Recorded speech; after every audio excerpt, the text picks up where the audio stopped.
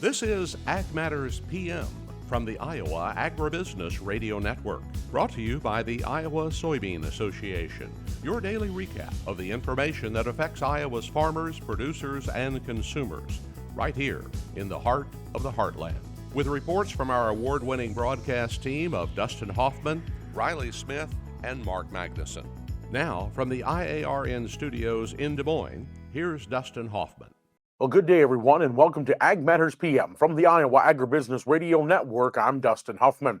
Today is Monday, April the 1st, 2024, April Fool's Day. Hard to believe we're already in the fourth month of 2024, but the calendar pages, they just keep flipping along. So glad you could come with us here today as we're going to be exploring the new John Deere 9RX Series tractor. We talked with Michael Porter of John Deere down in Houston, Texas, and got to see a little bit of that tractor firsthand. We'll bring that to you a little later on in the program. But first, let's go ahead and see how those markets are shaking out here today. It's time now for the Ag Matters PM Closing Market Summary, your source for market analysis and settlement prices from the day's trade in Chicago, courtesy of the folks at agmarket.net. Well, we're at the end of another trading day, and it's time to talk with Robin Schmahl of agmarket.net. And Robin, out of the gate, this was just not a good-looking day. I mean, how did we end up finishing up on that grain side of things?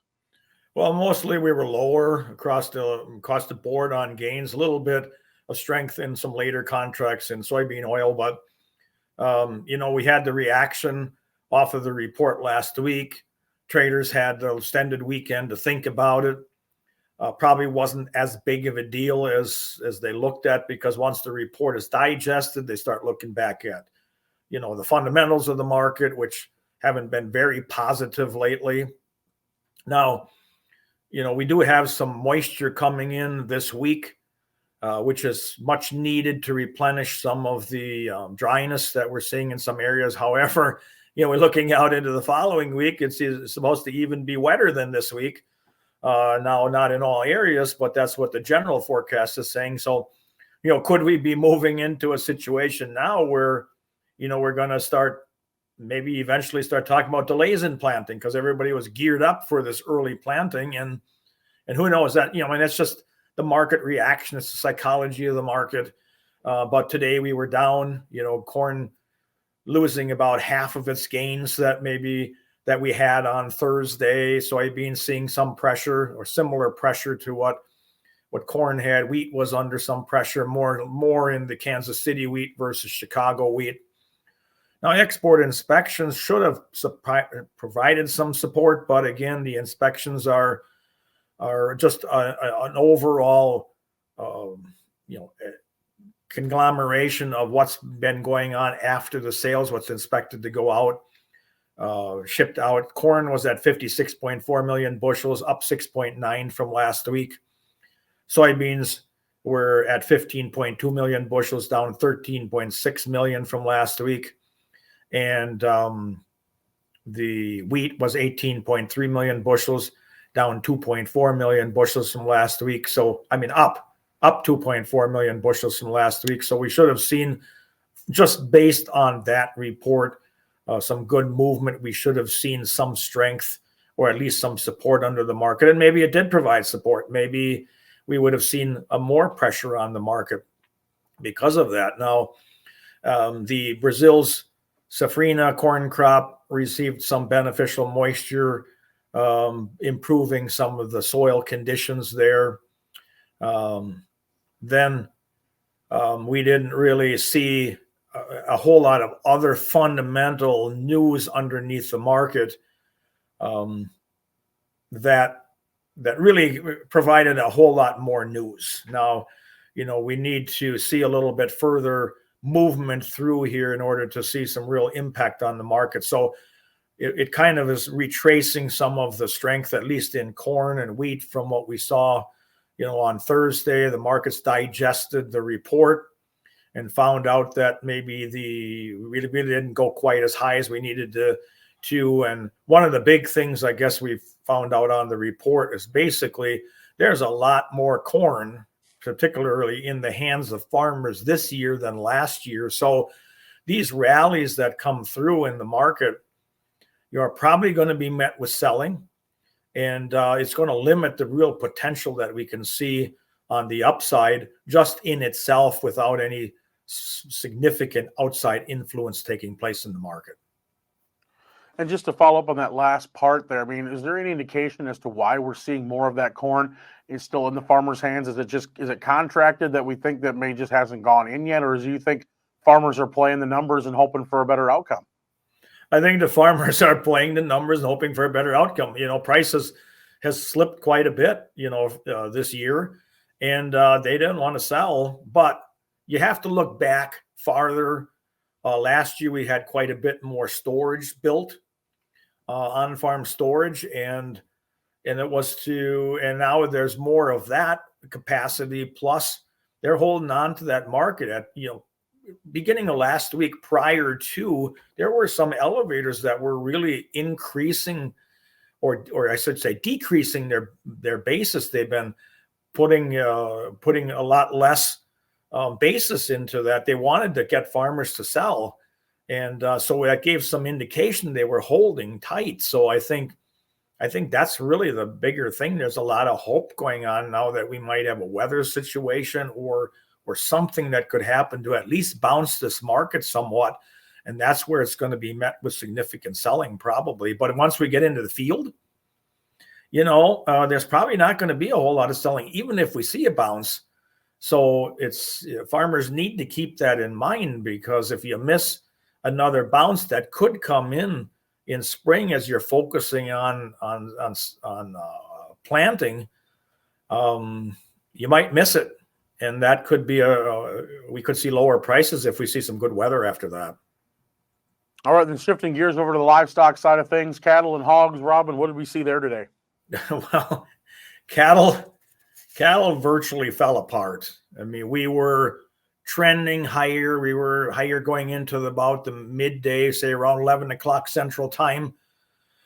And then they just started seeing some pressure. And then really seeing some pressure after a while, as more of the news outlets started to pick up that the impact of HPAI or the avian flu. There was a reported case now of a human contacting it in Texas.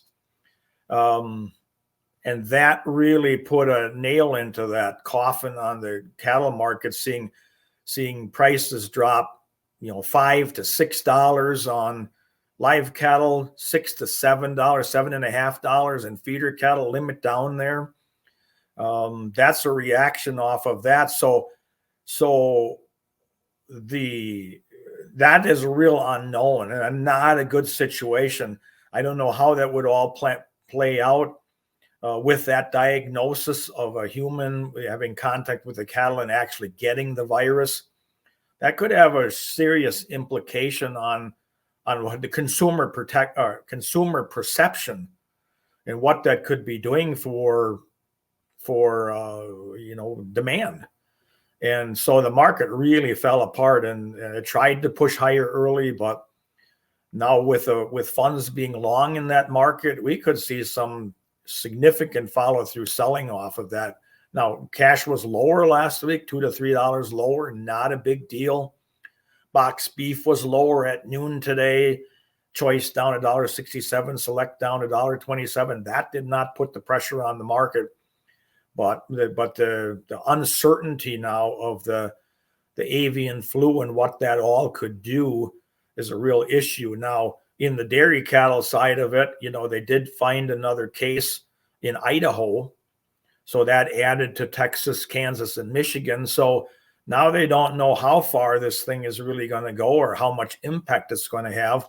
Not so much on having to liquidate cattle and eradicate cattle, but from more of the standpoint of consumer perception of the thing. And that's a real issue. Now, hogs on the other side were the bright spot. They pushed easily to new highs today in the April, May, and June contracts, new contract highs in July, August, and October contracts. Didn't have any midday prices released as far as the cash price is concerned, but the weighted average price was $81.32.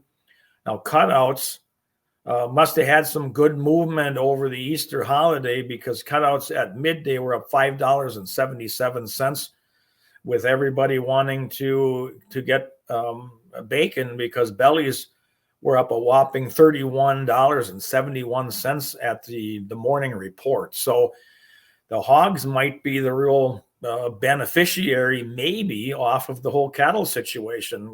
That remains to be seen yet. All right, Robin, lots for us to think about. And if folks want to talk with everybody at agmarket.net, get some ideas on some options they may have available, what's the best way for them to get in touch? They can call me directly at 877-256-3253, or go to our website, agmarket.net. The 844 number is there. They can feel free to pick up the phone, and somebody will be there to answer their questions. All right. Well, thanks, Robin, so much for the insight, and we'll talk to you again next week. All right. Thank you. It's always a pleasure. That again was Robin Schmahl of agmarket.net. Let's go ahead and take a look at the closing numbers on the Iowa Agribusiness Radio Network closing market screen. Due to some technical difficulties from our market number provider, we're unable to visually show you the numbers, but I can get you the closing number feed. On the grains, May corn is down 6.5 at the close at 435.5. December new crop down 3 at 474 3/4. Soybeans for May down 5 3/4 at 1185 3/4. November new crop down 3 3/4 at 1182.5. Soybean meal for May down $4.30 at 333.40. Chicago wheat down 3 1/4 at 557 even. On the Merck live cattle down $4.92 for April at 180.07. Feeders down $6.70 at 240.42. And lean hogs closed the day 32 cents higher on April at 86.95. That's been a check of our market recap. We're going to take a short break and hear from our sponsor, the Iowa Soybean Association and the Soy Checkoff. And when we come back, we're going to hear from Michael Porter of John Deere about the new 9RX series tractors. This is Ag Matters PM. Iowa Soybean Association is driven to deliver for Iowa's 40,000 soybean farmers. We're proud to provide objective agronomic research, a helping hand with soil and water stewardship, and timely industry news powered by the Soybean Checkoff. Learn more at iasoybeans.com. Welcome back to AMPM from the Iowa Agribusiness Radio Network. I'm Dustin Huffman. Well, technology keeps advancing, and one of the things that we think about a lot when it comes to farming is the tractor that pulls our implements through the field and does a lot of the work around the farm, whether that's moving snow, baling hay, planting, or even hauling grain from the field in the fall. Well, obviously, you want to make sure your tractor stands up to that durability test that you put it through every day. And John Deere has their new 9RX series tractors in 3 different models for different size farming operations. I had the chance to catch up with Michael Porter of John Deere at Commodity Classic and take a look at the 830 model that they had with us. Let's take a listen. We're talking right now with John Deere, and first of all, I'm going to have you tell us who you are and tell us a little about what we're standing in front of today, 9RX. Yeah, no, thanks for having me. So my name is Michael Porter. I'm the marketing manager for large tractors for John Deere, and we're standing in front of our new high horsepower 9RX, the 9RX 830 specifically. It's one of 3 new tractor models in this lineup. This is the 830, the top, with 830 horsepower. It also has a 770 as well as a 710 model as well. 830 horsepower, like we've said, with a peak horsepower of 913. So this is a completely ground up, redesigned tractor from us, for John Deere, and really talking about what customers' pain points are, and they need to get more done in less time. And this tractor, with the power, hydraulic flow, and the technology, really helps get that done. All right, so tell us what's new in these tractors and what's going to set them apart from what we've seen in the past. Yeah, absolutely. We'll kind of work maybe front to back here. So starting in the front, this thing is powered by the new JD18 engine. So this engine has been used in some other product lines like our forage harvesters, but it's highly efficient. It also meets our final Tier 4 requirements with only the use of an EGR, or exhaust gas recirculation. So no diesel exhaust fluid for our customers to have to fill daily, saving against some of those pain points that they've talked about. Moving back, right here in front, or right here next to me, is our new track assembly. So 830 horsepower. We haven't talked about it, but ballast weight can be up to 84,000 pounds. So obviously, to get all that power to the ground, we needed a new track assembly. So this is a beefed up new track assembly from our previous. It's got a bigger drive wheel to help get all that power to the ground, as well as new idlers at the bottom that help spread out that footprint to make sure that it has the flotation it needs to go through the field. Behind this, hooked to that JD18 engine, is our new E21 transmission. So this transmission is obviously new as well to handle all that power, but there's also advancements that come with that, including the ability to do skip shifts, which allows this machine to get up to speed faster. So for those Iowa customers that may be doing a lot of high-speed tillage, allows them to get to those working speeds of 10 to 15 miles an hour faster than our previous models. And then moving back up top, we do have a new cab. So this is our new Command View 4 cab, Command View 4 Plus cab. It has a new cab suspension system with 4 shocks that allow it to oscillate front to back, side to side, and up and down. So it's really our best ride quality of any 9 Series tractor we've ever had. And with that new cab also comes more visibility to the right-hand side. We're able to open up more glass as well as more floor space in that cab, which makes it more comfortable for the operator, but also gives them more visibility to the implements behind them and around the machine. Also in that cab is a lot of new technology. So on top, we have our Starfire 7500 receiver with available SFRTK. And then for a display, we have our new G5 Plus display. And all of that helps us get to the next kind of major announcement with this machine, which is that this machine, along with other Waterloo or large frame tractors, are now autonomy ready from the factory. So autonomy ready means it has all the necessary hardware and harnessing to do autonomy, just needing the available perception system that'll come later. So makes it plug and play. So if a customer decides maybe autonomy isn't right for them right now, but in the future decides it is, it's a really easy transition to a fully autonomous farm. Working kind of back, the new hydraulic system. This machine has an industry-leading 168 gallon per minute optional hydraulic pump setup. What's nice about this is that 168 gallon per minute is just for our implement system on the back. So it has 2 additional pumps that help drive all the machine functions like braking, steering, as well as transmission functions. And that optional 3-pump system, putting out 168 gallons, is really just for the implement. And back there, if you notice, there's a lot more open space. And that's because we moved the fuel tank up underneath the cab, which opens up all that visibility to help see things like the rear hitch, and again, whatever implement may be behind this machine. So again, kind of reviewing all that, more power, more hydraulic capacity, new cab, new transmission, and autonomy ready with some of the things we're really proud of. And that equates for our customers getting more done in less time. You could disc 100 more acres per day with this machine versus our previous. And if for our air seeding customers, we're able to fully load carts, go up some of the steepest hills, and do it faster than we've ever done before. So a lot of productivity and a lot of technology in this new tractor lineup. All right, well, if folks want more information about the tractor in that series, where do they find it?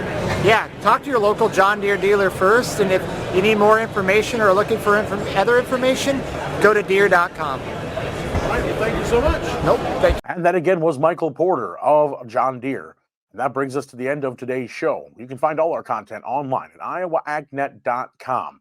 While you're there, don't forget to sign up for our free e-newsletter. Check out past episodes of AMPM, as well as catch all of our reports throughout the day, including the newest Pods of Potential that is out late last week. Andy Peterson talking with the folks at the Iowa Soybean Association there. Also, check out our market podcast, which will now be 3 times a day, 5 days a week, as we added new opening and midday market coverage to our already long list of market podcasts. You can find all of that on Amazon, Apple, Spotify, Google, and Podbean, or again through iowaagnet.com, as well as our Weekend Ag Matters program.